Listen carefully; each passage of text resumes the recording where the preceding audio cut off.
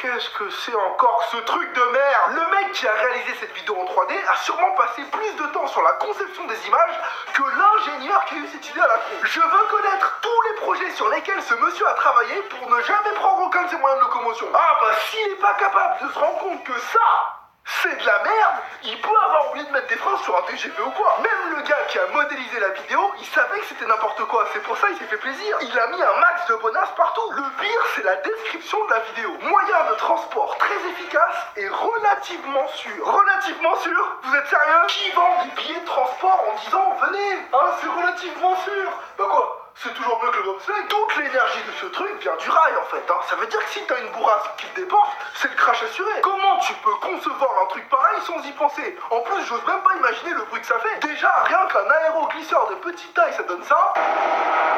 Alors imagine un engin de la taille du vaisseau de Freezer. Et puis l'inventeur de ça, entre nous. Alors c'est juste un fan de drone à qui on a confié un projet. Il s'est pas cassé les couilles sur le design. J'en vois même pas l'intérêt en plus. Soit tu voles pas, mais tu nous fais pas un entre-deux. Eh les gars, j'ai une nouvelle idée. Le métro semi-enterré. Pas mal ou pas? Ah ouais, bah je vais demander une augmentation. En japonais, quand on t'appelle et que tu réponds au téléphone, tu dis moshi moshi pour allô. Voilà, c'était le plan culture. Mais là, on va plutôt parler de moshi, CHI, rien à voir. 中谷光雄株式会社中谷堂23年やっております。伝統的な文化でもあってですね、まあおめでたい時にはもうお餅は本当につきもんなんですよね。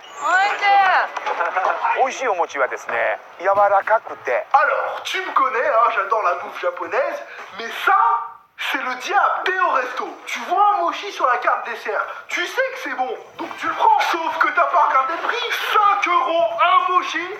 Oui, c'est comme ça que ça se passe à Paris. Oui, on se fait enculer, y a pas de problème. Dis-moi, qu'est-ce qu'il y a exactement dans cette pâte pour que ça justifie le prix? Des gènes de Namek, c'est ça, hein? Tes membres ils repoussent quand tu le manges? Ça ressemble plutôt au fantôme dans Ghostbusters qu'on aurait bolossé. Bref, revenons sur les 2 maîtres mochi qui s'acharnent sur la pâte là.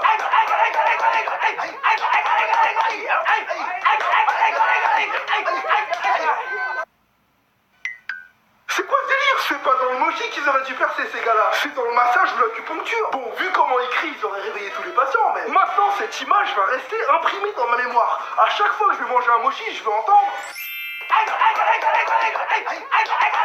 Après, c'est celui de droite qui passe plus pour la méga star, hein. Alors qu'en fait, le plus dur, c'est pour celui qui tient le marteau lourd. Il se fait voler toute la vedette. En vrai, quand je vois un mec bosser comme ça, je me dis que tout ce qu'il recherche, c'est un arrêt de travail. T'imagines le stress que ça doit être au quotidien, hein. Tous les jours, il se demande s'il va pas perdre une main ou un œil. Ah bah, je te laisse constater le risque qu'il prend, hein. Dans son interview, il dit que son pounding est de 3 coups par seconde. Regarde, ça va encore plus vite que le jeu du couteau. Tu me toucheras pas. Bon, je vous l'ai déjà dit 2 fois, mais cette semaine, ça me l'a refait encore. À un moment, ça suffit. Hein? Faut arrêter là. Non, parce que je sais qu'elle est rentrée, je suis fort. Qu'est-ce qu'il y a? Dès que je glande juste 30 secondes sur Facebook, je découvre toujours un nouveau sport.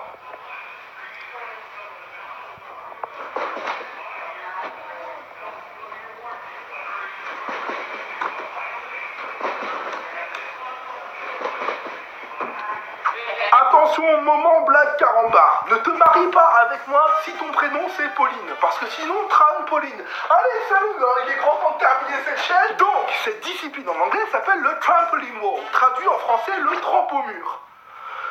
Ils auraient pu faire un effort là quand même, hein. On dirait le prénom d'un Pokémon. Trampo-mur. De ce que j'ai vu, si tu disposes d'un trampoline, tu peux pratiquer ce sport à peu près partout où il y a un mur. Et même à côté d'un parking si tu veux. Je distingue une utilité cruciale à cette discipline, hein. Imagine une personne qui menace de se suicider du haut d'un immeuble. Si, au lieu de tendre un vieux linge à 2 balles, les pompiers mettaient un trampoline, peut-être qu'une fois après avoir sauté, rebondi et tapé un salto, elle aura repris goût à la vie. Alors, on sait pas, c'est possible. Quand tu regardes de plus près, ça n'a pas l'air si dur que ça ce qu'elle fait. Enfin, moi j'y arrive pas, hein. Moi je te fais un trou dans le matelas. Mais pour un trampo-mureur, trampo-murier, bon, je pense que c'est banal. Par contre, faut qu'on m'explique pourquoi cette galipette simpliste au milieu de toute cette chorégraphie sophistiquée. C'est comme si je savais jongler avec 10 couteaux en feu, les yeux bandés. Et en plein milieu, je te montre que je sais aussi le faire avec 2 balles en mousse. Qui a mis en scène ce passage? Ah, j'ai compris. En fait, elle a une maladie. Elle peut pas rester plus d'une seconde sans que son dos soit en contact avec quelque chose. Sinon, elle meurt. Ça tombe bien, je connais 2 gars avec qui elle sera gâtée.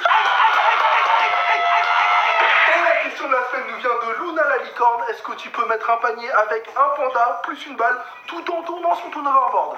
Easy. Ok, c'est le dernier panier. Regardez bien. Oh... Oh, oui monsieur.